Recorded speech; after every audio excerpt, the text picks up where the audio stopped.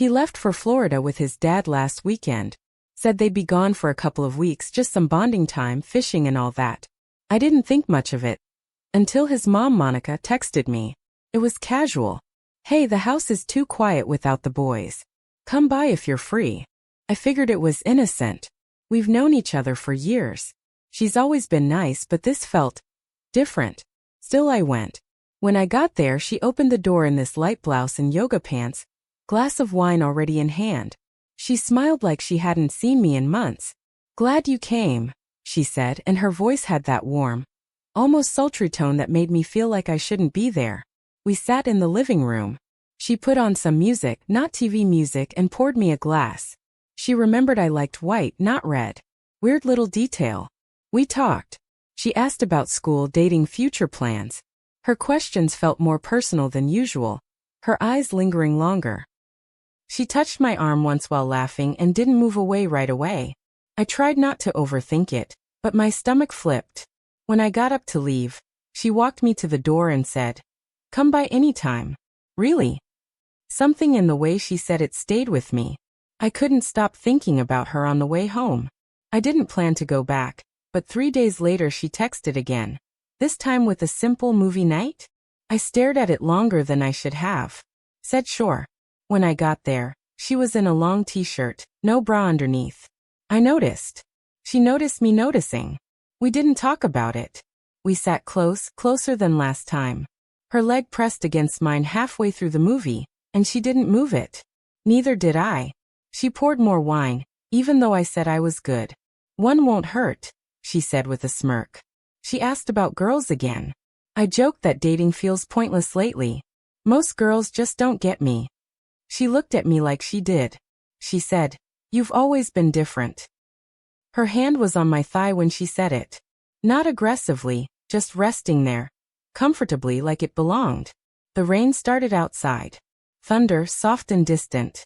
She looked at the window, then at me. "Storm's picking up. You can stay if you want. Couch is yours."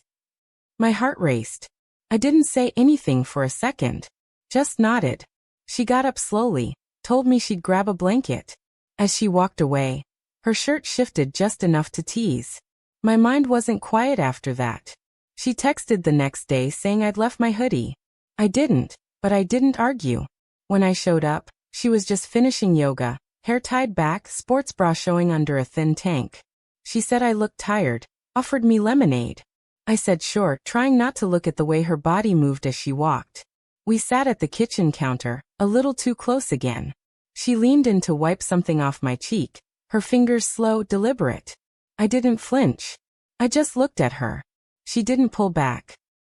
I caught her hand gently, held it for a second longer than necessary. I said, "You're making this complicated." She didn't answer right away. Then she smiled soft and slow and said, "You could have stayed away." I leaned in. Just a little. She didn't move. Her breath caught. Our lips touched barely, but it was enough. Then again longer. She pulled back and whispered, "We shouldn't." I said, "But we are." She stared at me like she was weighing the damage. I stood up first. Told her I had to go. She walked me to the door without a word. An hour later she texted, "You really forgot your hoodie this time."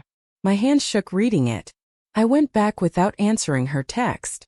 She opened the door, said nothing, just let me in. I dropped my jacket near the stairs. We stood in silence for a second before she asked if I was okay.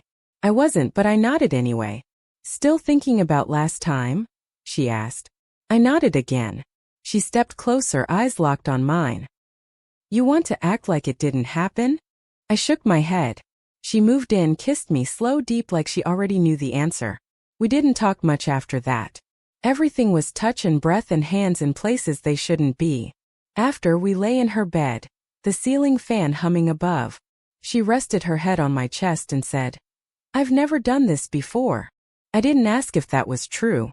I didn't want to know. She reached for my hand, laced her fingers with mine. The next day she texted first, "Thinking about you." I read it 3 times before replying. From that point on, it was constant. Voice notes. Photos that felt too intimate. She called me baby once and apologized, but I didn't tell her to stop. I should have felt guilt. but all I felt was the urge to go back.